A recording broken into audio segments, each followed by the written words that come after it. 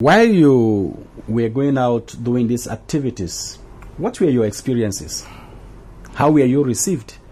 Yes, the experiences from planning to execution of the event was awesome.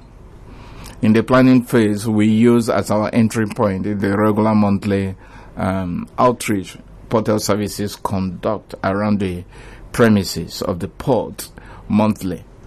So that singular outing or entry point brought us face to face with two major organizations, the freight forwarders and the custom license agents, which are simply called NAGAF for short, and ANALCA. So that interface snowballed into us discussing our intention to commemorate the World Hepatitis Day. So that is on one phase. And then in the process of time, we also came across an NGO, OVCF, that also indicated interest in terms of providing welfare materials for the beneficiaries of the screening and the awareness creation we intended, we planned to screen during the exercise. That planning phase again brought in the NPA and other port stakeholders to lend their support, and the commemoration was divided into two phases. The technical session had IOM participated, DRESA, which is Dr. Adedevo Organization Foundation.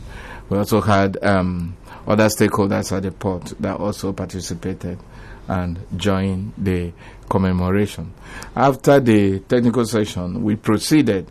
The technical session lasted for about 3 hours. We proceeded to creating awareness and then offering free TV screening across the communities of Tinkan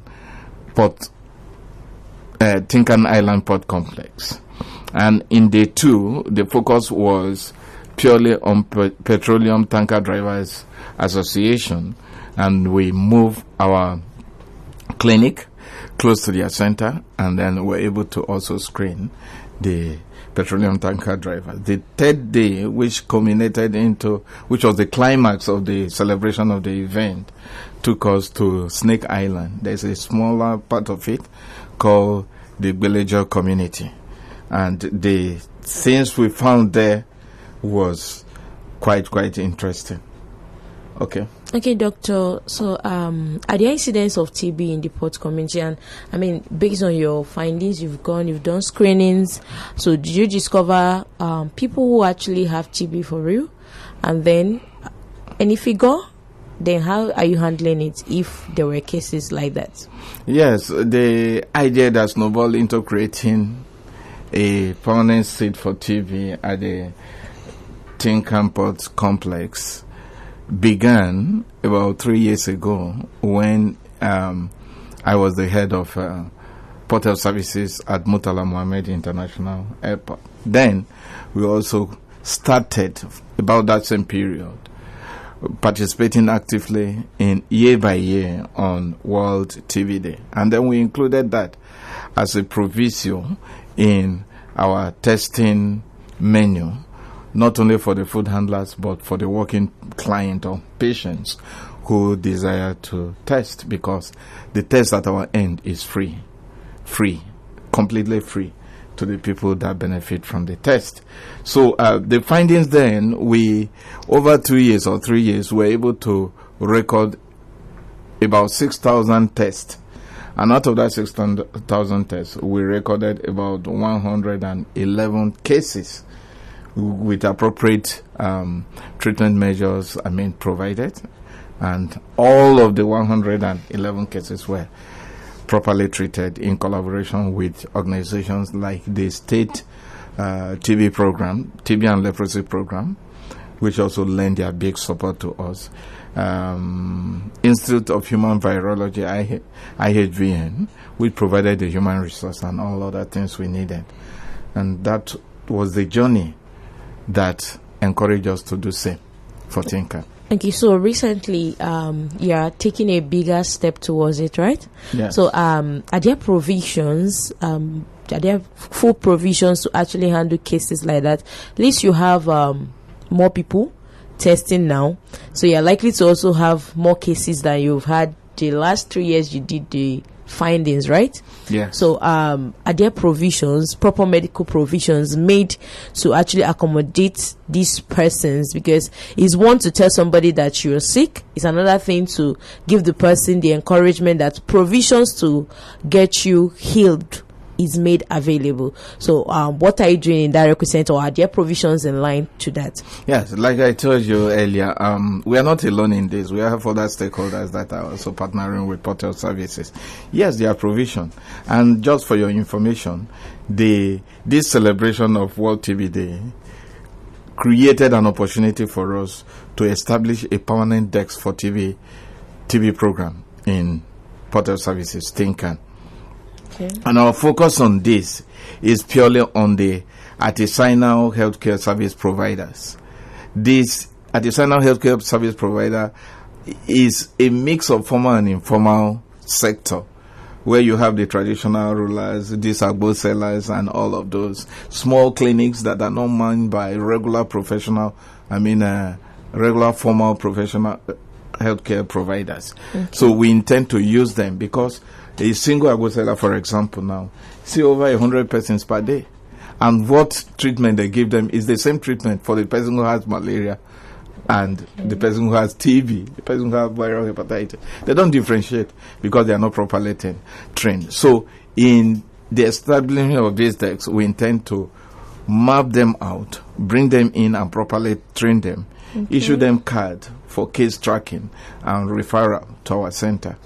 Okay, so we have enough arrangement to take care of all the cases. Okay, so if I got it right, you mean the regular abo seller who are actually found in the streets, yes, giving people their mixtures and all that, yes, can now be properly trained to give proper medications? No, not give proper medication. In respect to TB now? Yes, we integrate their services with us, but not for treatment.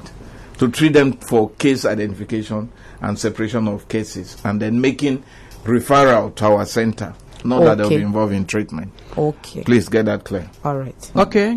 You are still listening to Nagaf Cargo Watch, and our guest on the program this morning is Dr. Omede Ogu, the Director of Port Health Services. You can call in to make your contributions and ask him questions. He's still with us. He will be with us for the next 9 minutes. So the lines are open. The studio number to call is 0700 7000 977. 0700 7000 977.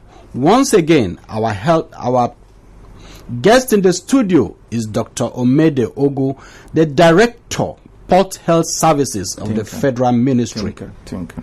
Tinka, yes, is in Tinka. Okay, while you were telling, you said the Port Health Services was in 1977? Yes. Okay. I mean, the Tinkan was established, formally commissioned. 1977. Yeah. And this is the first time we are commemorating as Port Health Services. Yeah. So, why the lull all this while? Because there were other competing challenges and issues. But we recognize this as a priority to us this time. Because we have just read from your narrative and opening discussion, you said Nigeria contributes one of the highest burden country, and the highest in Africa. So that should worry anybody. And in whatever case or practices you engage in, TB should be given a consideration, and that's why we are considering it as a priority. Okay, in Port Health Services, your major function is to prevent cross-border transmission of infectious diseases. Yes. Good. So, how would you develop and implement a national port health strategy to prevent this and to enhance smooth trade within the ports? Yes. We work based on laws and policies. There are existing laws at the Port Health Services that clearly state the mandate and the operations we need to carry. The major thrust of the policy and laws is for Port Health to prevent cross-border transmission of diseases. It's just like a gateway. Just like the mouth is a gateway to the body, and the eyes also a gateway. So it's a gateway to the country. And the gateway is to secure safety in health so that diseases don't pass through Nigeria to other countries and from other countries to Nigeria. But again, the thing about disease is they are not visible. You don't see disease coming like a human being. So it's a very complex thing. Operations we put in place to ensure that we carry out our roles and responsibility. But the major thrust of our work, again, is disease surveillance. And when you are talking of disease surveillance at the border, we talk of knowing the number of infectious diseases that are prevalent within the place of the premises of our work, and then the number of deaths resulting from such diseases.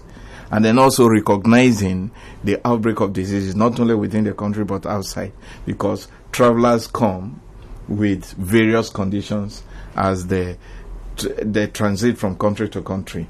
And so we are there at the border to check that such outbreak don't come into the country, or outbreak in the country don't get outside. Just supposing, like we'll say, God forbid, even though it does happen. And we have had instances of that, like Ebola and COVID-19. Okay, now, so just supposing there is an outbreak now, I think, and where you are, what will be your approach to containing it? Yes, we have a document we call the Contingency Think and Port Health Services Think and Contingency Plan. In that contingency plan, I act as the incident commander, that is, oversee every case of outbreak within the port health premises. But every stakeholder within the port have a mandate to supporting me in overcoming it. So part of the things we do is, in the case of outbreak, is developing key messages concerning the disease and promoting the messages around the agencies and communities within the port health Tinkan Island. Apart from that, our staff are trained for case recognition, case containment, and then to isolate any case we see as suspected case, subject them to various diagnostic models, and then provide treatment where it's available or make referral where it's necessary. Okay, how do you ensure compliance to international standards and our own national standards? Yes, there is a document that integrates very closely to our policies and guidelines. It is called International Health Regulations. The International Health Regulations have so many regulations that interface in terms of capacity at the port and ability to contain any form of diseases.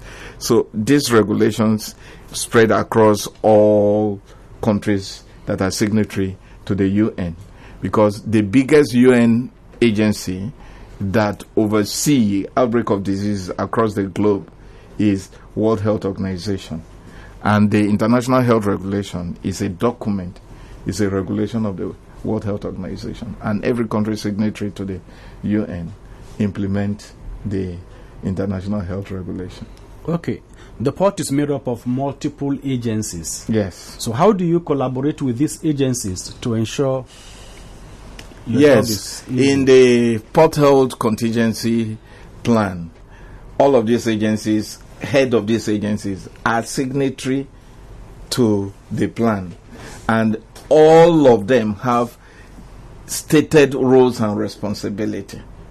For example, supporting in dissemination of messages that are developed by Port Health Services, in the production of messages that are developed by the Port Health Agency, and even in resource mobilization where resources are constrained, they also come in to help, like we have had in the case of this recent commemoration of WorldTBDay. Okay, and just before we go, yes, what would be your advice to port users and Nigerians in general? Yes, my advice beyond TB is that where you know you are an operator within the Port Health Services, Tinkan, or any Port Health Services across Nigeria, please visit the Port Health Services Clinic in case of any disease incident. And where you need adequate information about health issues at the port, visit us at our offices and meet any of our officers. Enough information will be provided to you on how to navigate health issues within the port. Okay, how time flies. Our time is off now, and that is where we will end the program today. Thank you, Dr. Ogo, for honoring our invitation. We hope to see you again and again in the future. Thank you, Mr. Fabian. Should we need you.